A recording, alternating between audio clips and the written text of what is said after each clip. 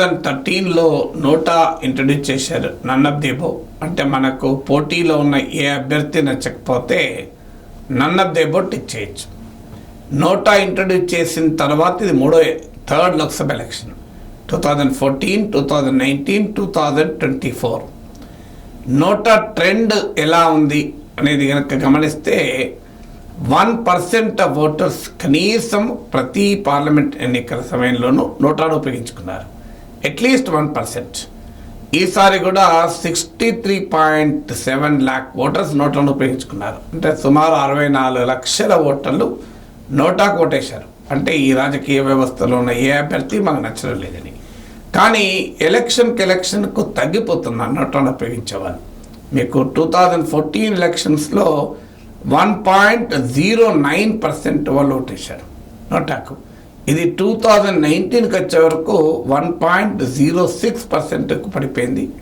2024కి వచ్చే వరకు 1% పడిపోయింది. అంటే బహుశా నోటా వల్ల ప్రయోజనం ఏం కలగడం లేదు కదా, మేము అంత దూరం పోయి పోలింగ్ బూత్ కోటేసినా ఎవడు గెలుపు ఓటర్ని ప్రభావితం చెయ్యం కదా అనేటువంటి భావన ఏమైనా ఉందా అనేది క్వశ్చన్. ఎందుకంటే అందరి అభ్యర్థుల కన్నా నోటా ఎక్కువ వచ్చినా నోటాని ఏమీ డిక్లేర్ చేయరు. ఉన్న అభ్యర్థుల్లో ఎవరికి ఎక్కువ ఓట్లు వస్తే వాళ్ళని డిక్లేర్ చేస్తారు. కానీ ఈసారి నోటా 19 సీట్లలో రిజల్ట్ను ప్రభావితం చేసింది. ఇది చాలా ఆసక్తికరమైన డేటా. రిజల్ట్ను ప్రభావితం చేయడం ఎలా అంటే గెలిచిన అభ్యర్థి ఓడిన అభ్యర్థికి మధ్య డిఫరెన్స్ ఎంత, మార్జిన్ ఎంత చూస్తే దానికన్నా కూడా నోటాకు ఎక్కువ ఓట్లు వచ్చే 19 నియోజకవర్గాల్లో గెలిచిన అభ్యర్థి ఓడిన అభ్యర్థి మధ్య వచ్చిన ఓట్ల తేడా కన్నా కూడా నోటాకు ఎక్కువ ఓట్లు వచ్చాయి.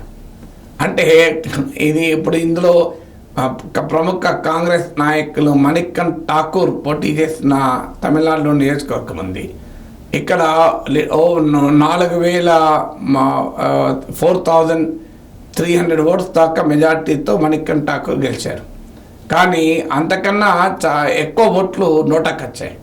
అలాగే మనీష్ తివారీ పోటీ చేసిన సీట్లో కూడా మనీష్ తివారీకి ఆయన ప్రత్యర్థికి మధ్య ఉండే గ్యాప్ కన్నా కూడా నోటాకు ఎక్కువ ఓట్లు వచ్చాయి.